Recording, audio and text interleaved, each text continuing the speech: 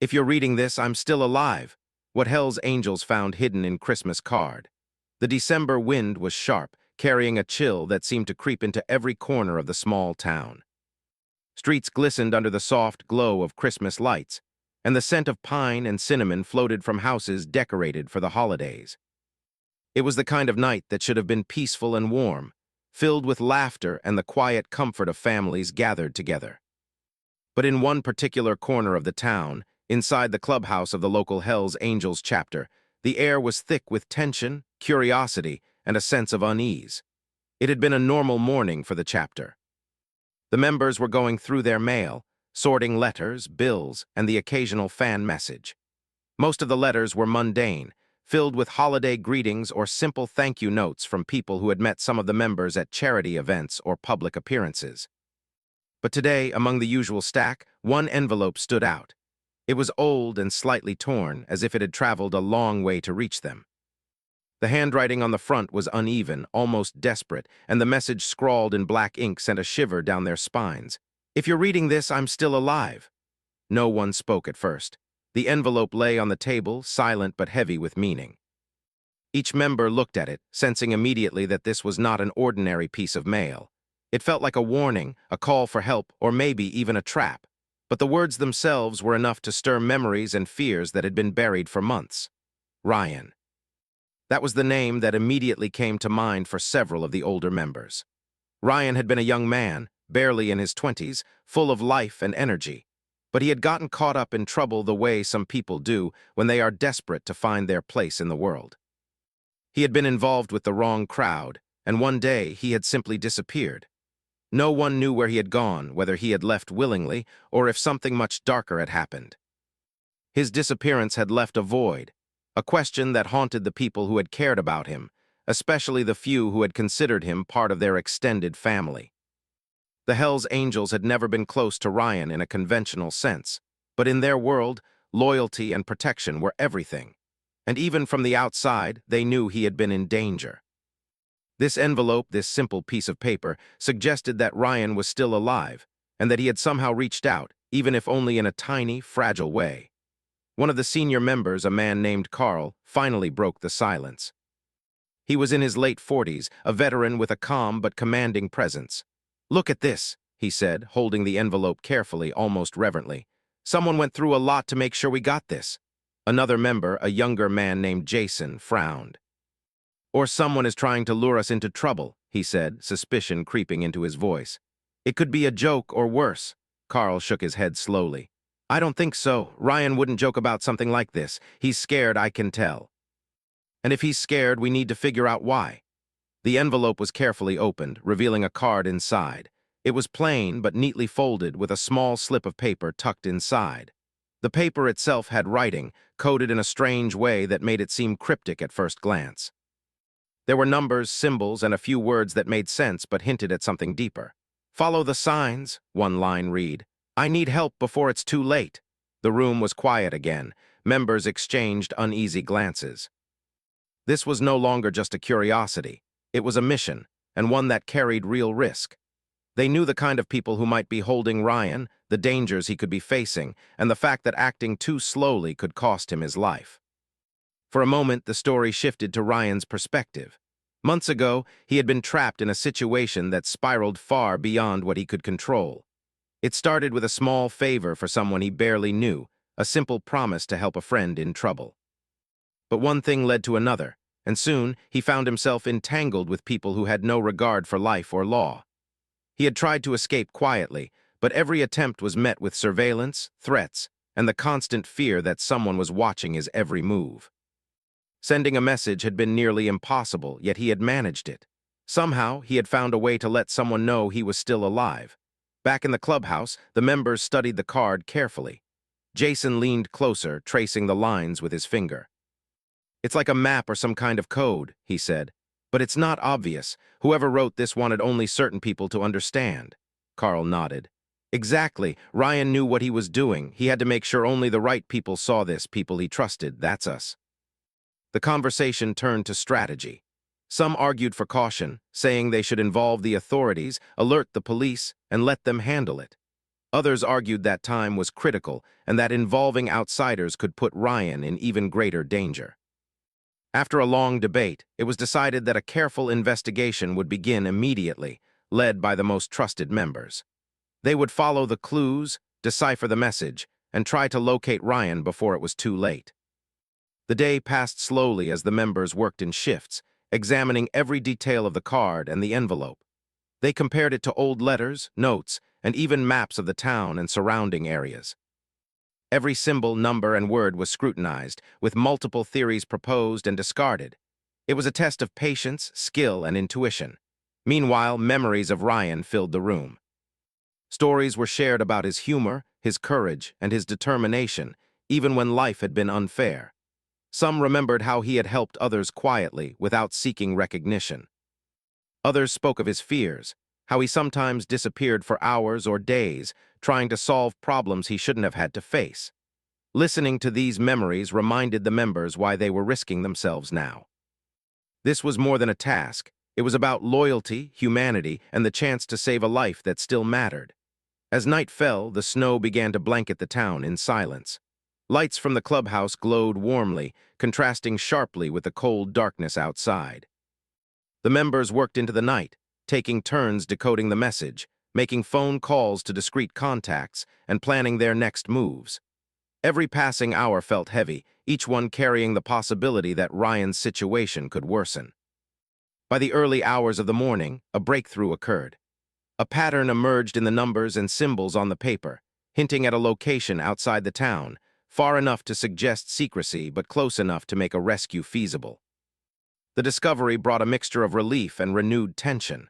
Relief because progress was being made, tension because the real danger was still unknown. As dawn approached, the Hells Angels prepared for the next phase. Vehicles were checked, supplies gathered, and a careful plan laid out. The first part of their journey would be cautious, almost like stepping through a labyrinth, with every turn potentially holding a new threat. Every member understood the stakes. This was not a game and failure was not an option. Before leaving, Carl paused, holding the card in his hand. He stared at Ryan's simple message. "If you're reading this, I'm still alive." There was something about those words, something raw and human that struck deeply. In a world often defined by strength, intimidation, and silence, here was a vulnerable plea for help, a reminder that even in the darkest corners of life, hope could survive. "Let's find him," Carl said quietly, his voice firm but soft. "No matter what it takes." And with that, the first steps of the search began. The Hells Angels, guided by loyalty, determination, and the cryptic message of a young man who refused to give up, were ready to face whatever dangers awaited. Outside, the town slept peacefully, unaware of the unfolding story that would soon test courage, resolve, and the lengths people will go to save a life. The first part of the story ends here, with anticipation hanging in the air like frost. The audience is left wondering, who exactly took Ryan? How did he survive all this time? And will those who care enough find him before it's too late? The tension, suspense, and emotion set the stage for the next chapter of this gripping real-life tale. The morning was cold and gray, a thin layer of frost covering the ground as the Hells Angels prepared to follow the first clue. The previous night had been long, filled with debates, careful study of the card, and planning.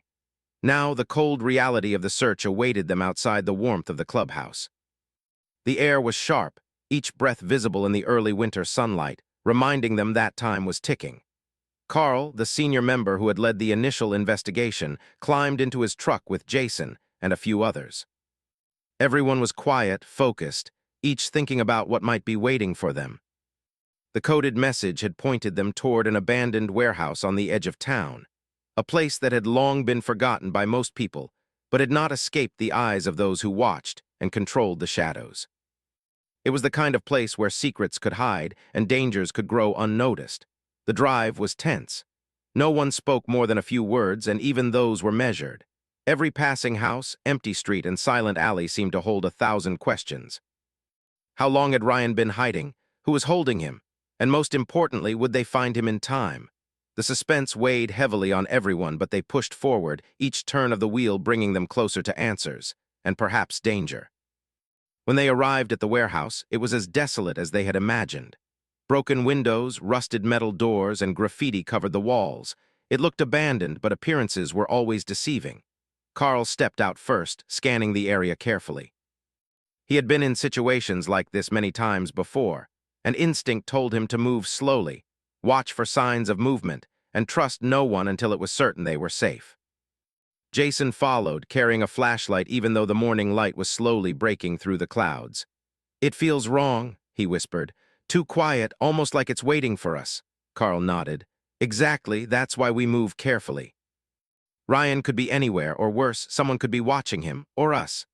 They entered the warehouse, the floor creaking beneath their weight. Dust floated in the air, and the smell of old wood and rust filled their noses. Sunlight streamed through broken windows, creating patterns on the floor that seemed almost alive.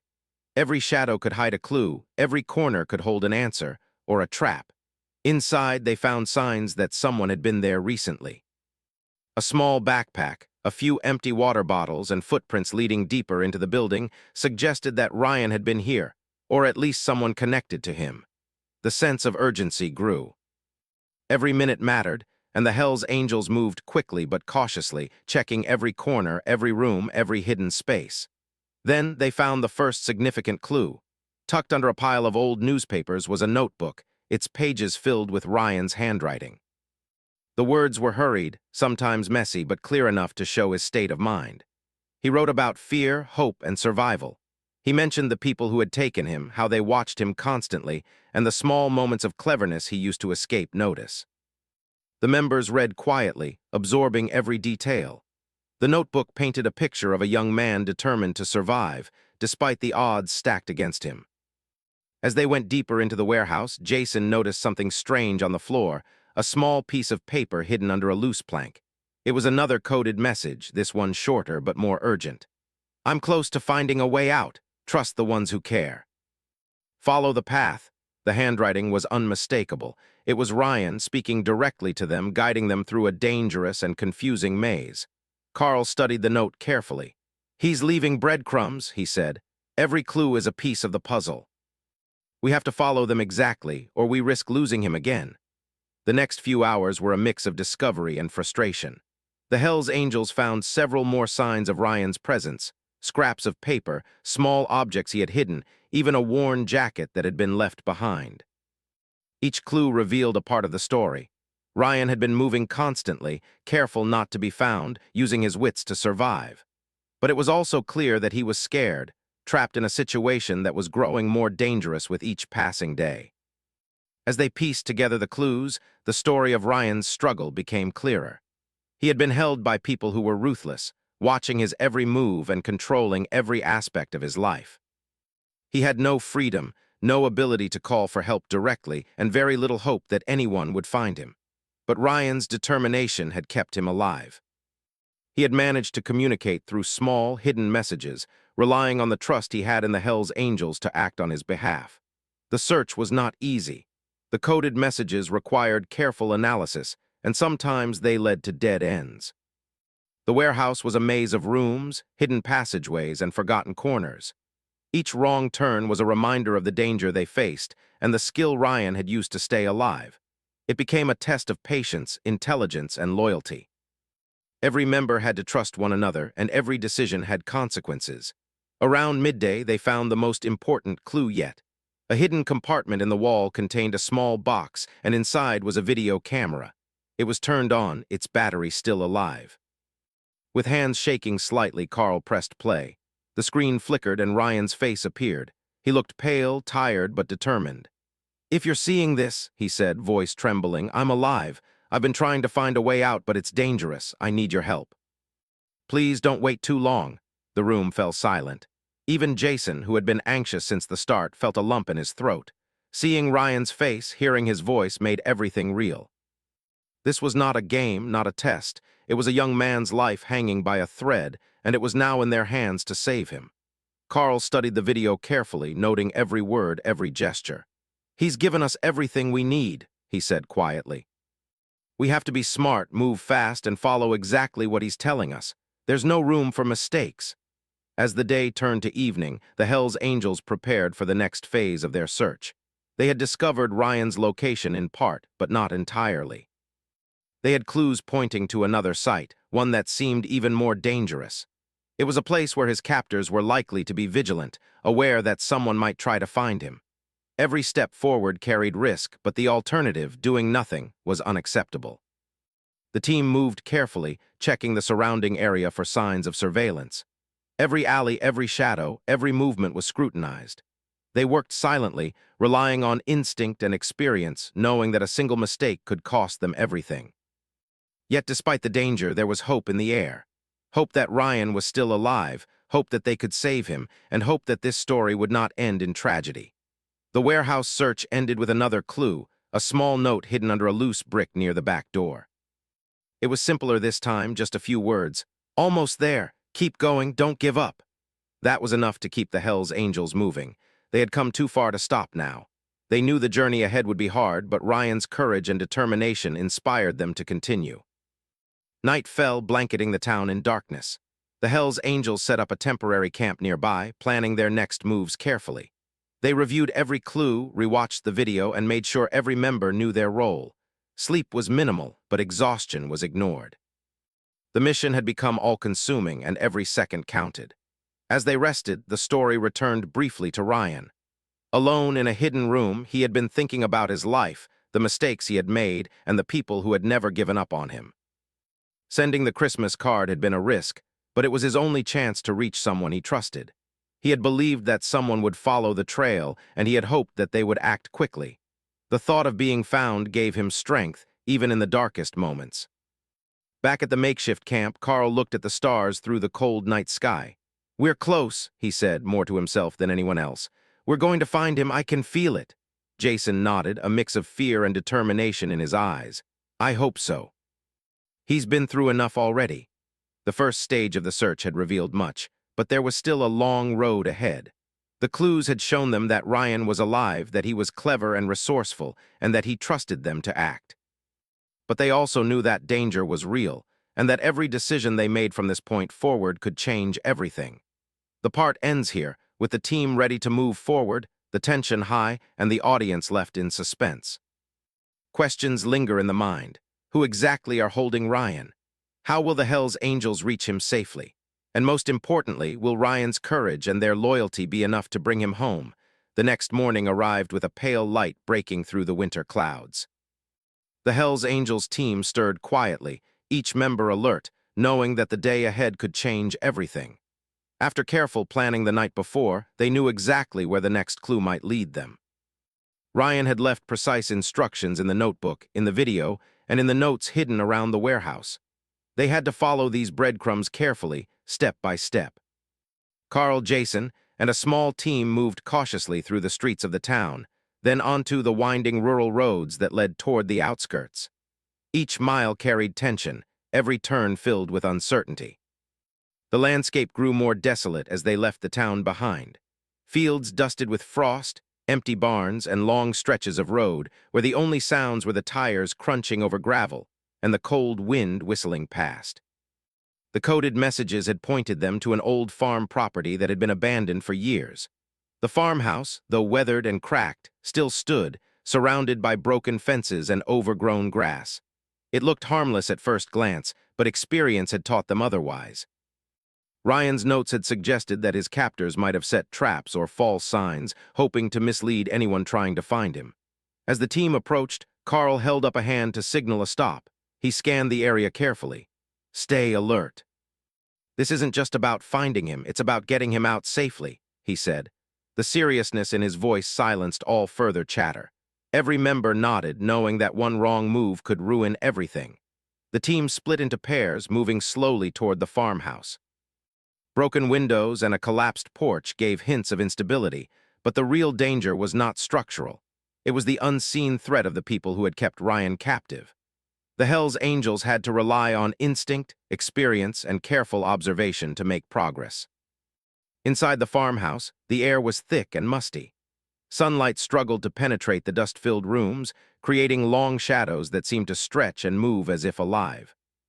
The silence was almost deafening, interrupted only by the occasional creak of the floorboards under their careful steps. They found signs that someone had been living here, not Ryan, but likely his captors. Food wrappers, a small sleeping area, and markings on the walls hinted at people who were organized, methodical, and cautious. Jason noticed a faint mark on the wall, almost like a symbol. It matched one of the symbols in Ryan's coded notes. He pointed it out to Carl, who nodded gravely. "This is it. He's been here or passed through here recently. We need to follow carefully." Moving further into the house, they found more clues, small objects that Ryan had left behind, perhaps intentionally. A folded piece of paper with more directions, a small cloth bag containing food, and a worn photograph showing Ryan smiling, holding a dog he had rescued months before. These items were bittersweet reminders of who Ryan was and why they were risking so much to find him. Hours passed as they navigated the farmhouse, checking each room, every hidden corner, and the overgrown yard outside. The clues were leading them to a nearby shed, hidden behind thick undergrowth. Carl approached it cautiously, noticing signs that someone had been in a hurry recently. Footprints led to a side door that was slightly ajar. He motioned for the team to stop. "This is it," he whispered. "We go slow, watch everything." Inside the shed, it was dim and cramped.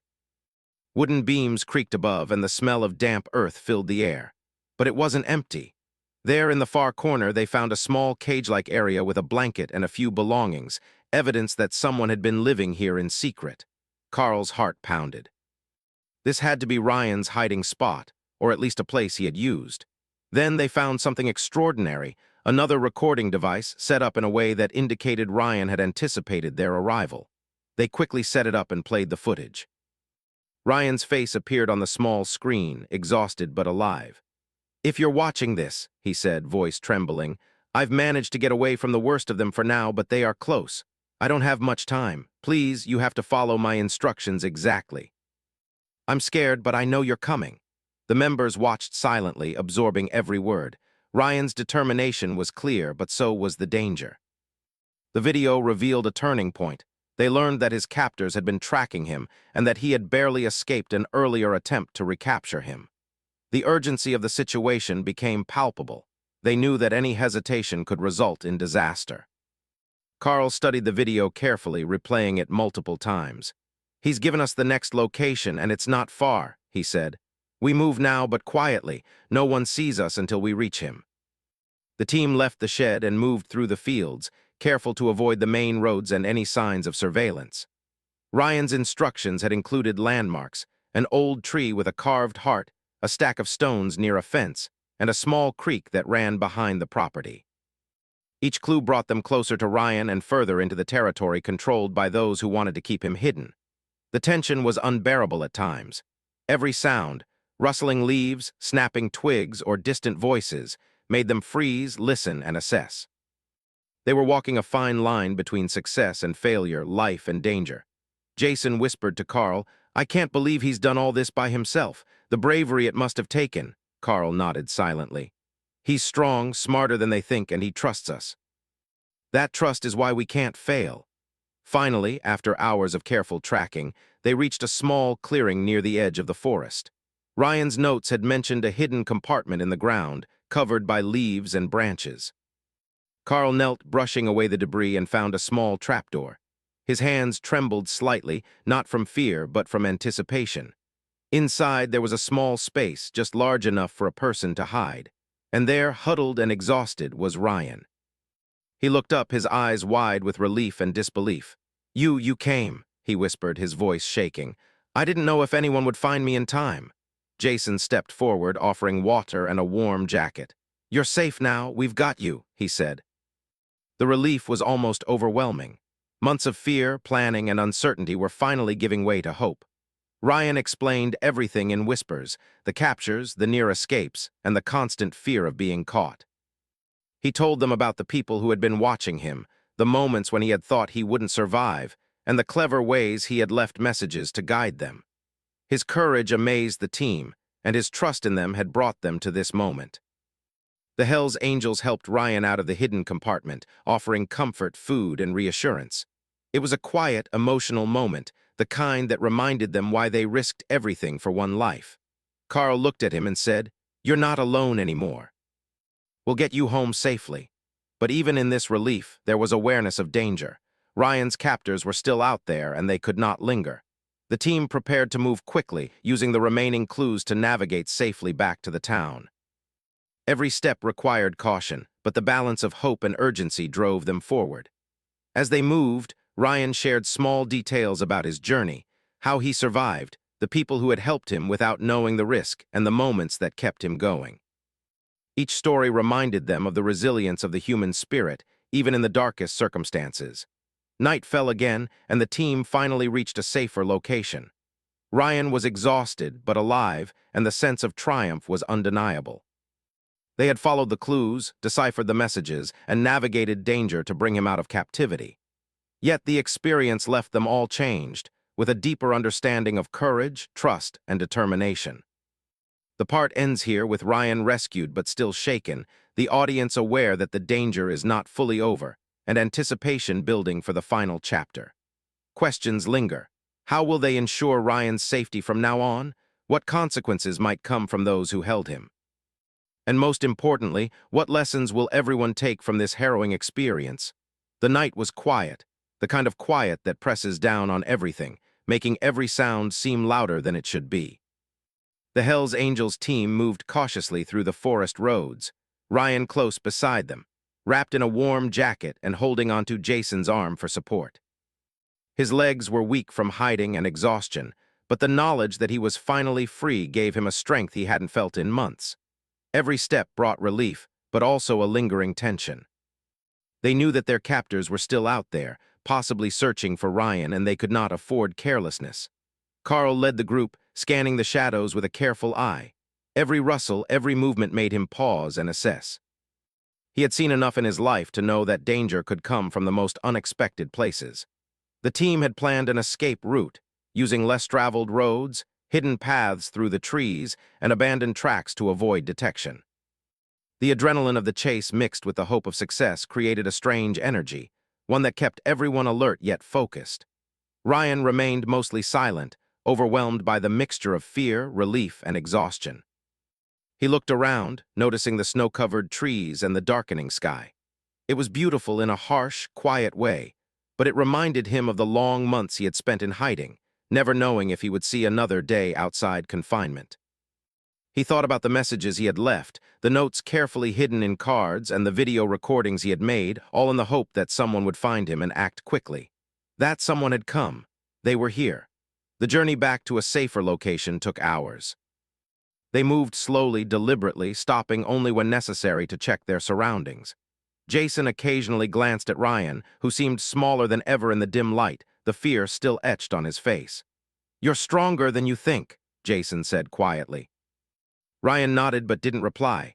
His emotions were raw, too complicated for words. Finally, after a long trek, they reached the edge of a small, safe town where no one would expect them. The streets were empty, the lights dim, and the snow muffled their footsteps. They stopped at an old, discreet house owned by one of the Hells Angels, a place where Ryan could rest without being seen. It was warm inside, filled with blankets, food, and a sense of safety that felt almost foreign to him. Carl turned to Ryan. "You're safe here. For now, nobody will find you. We'll figure out the next steps, but first you rest. You've earned it." Ryan sank onto the couch, feeling the weight of everything he had endured pressed down on him. Months of fear, confinement, and uncertainty flooded through him all at once. But at the same time, there was relief, a deep, quiet relief that he had been found, that people had risked themselves for him, and that he was finally free. While Ryan rested, the team began planning. They knew the captors were still out there, likely realizing Ryan had escaped or been found. There was a chance they could come looking for him, so the Hells Angels had to be prepared. They reinforced security, checked for any signs of being followed, and made contingency plans for any possible confrontation. Their goal was not only to ensure Ryan's immediate safety, but also to prevent future danger. Hours passed, and Ryan slowly began to regain some of his strength. He shared small details about his time in hiding, how he had stayed alive, the creative ways he had avoided capture, and the moments when he had almost given up hope. His stories were harrowing but also inspiring. They revealed a young man's resilience, intelligence, and determination to survive against all odds. Every member of the team listened, absorbing the lessons in courage and perseverance that his words carried. By the next morning, the team felt confident that Ryan could safely leave the immediate area. They arranged transport, using indirect routes to avoid detection, and ensured that Ryan had everything he needed for a new start. The plan was meticulous, every step calculated, every possible risk accounted for. The operation was a success because of teamwork, careful observation, and trust in each other. The journey to safety was emotional. Ryan looked out the window at the snow-covered fields, mountains, and forests passing by. For the first time in months, he felt hope, not just the hope of surviving, but the hope of living a life free from fear. He thought about the people who had risked so much for him, the Hell's Angels who had decoded his messages, followed the clues, and braved the unknown to bring him back. Gratitude and admiration filled him, mingled with relief that he would never have to face those months of terror alone again. When they arrived at a secure location in another town, Ryan was greeted with food, warmth, and quiet comfort. The Hell's Angels remained vigilant, but allowed him to rest fully for the first time in months. He spent the day recounting his experiences in detail, sharing what he had endured, the strategies he had used to survive, and the small acts of kindness from strangers that had kept him going. His courage was undeniable, and it left a lasting impression on everyone who listened. Evening came and the team gathered around a small fire, reflecting on the journey. The Christmas card, the coded messages, and the video recordings had been more than clues. They had been lifelines. Ryan's cleverness, combined with their dedication, had turned a desperate situation into a story of survival. They spoke quietly about lessons learned, the importance of trust, the value of persistence, and the power of hope in the darkest times. Ryan, exhausted but peaceful, finally spoke. "I never thought anyone would find me," he said softly. "I kept trying to survive, leaving those little signs, hoping someone would see them, and you did. You risked everything for me. I don't know how to thank you enough." Carl smiled, placing a hand on Ryan's shoulder. "You don't need to thank us. You trusted us, and that trust saved you. You did your part by surviving and making sure someone could help. That's enough." The night ended with quiet reflection. Ryan finally slept, his body and mind recovering from the months of fear and confinement. The Hell's Angels stayed alert, making sure he remained safe.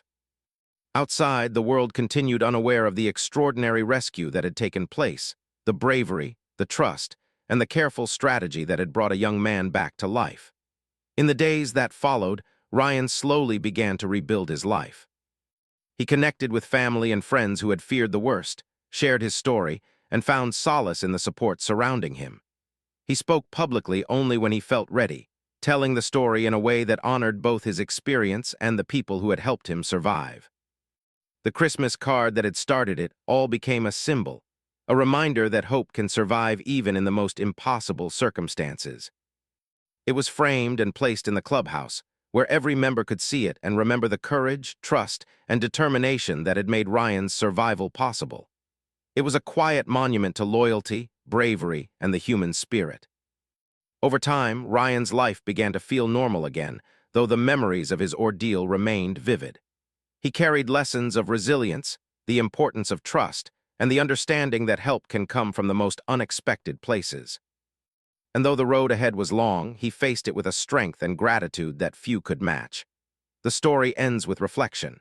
It is a tale of courage, determination, and loyalty, of a young man who refused to give up, and of those who refused to leave him behind. It reminds the audience that even in the darkest moments, hope can be a guiding light, and that bravery is often found in ordinary people willing to act when it matters most. The Hell's Angels had shown that loyalty and courage can overcome fear, and Ryan had shown that resilience and trust can survive even the most challenging situations. Together, they had turned what could have been a tragedy into a story of survival, hope, and human connection, a story that would remain in their hearts forever. And finally, the message on the card echoed in the hearts of all who knew it. "If you're reading this, I'm still alive." It was more than a message. It was a testament to the human will to survive, the power of trust, and the enduring strength of hope.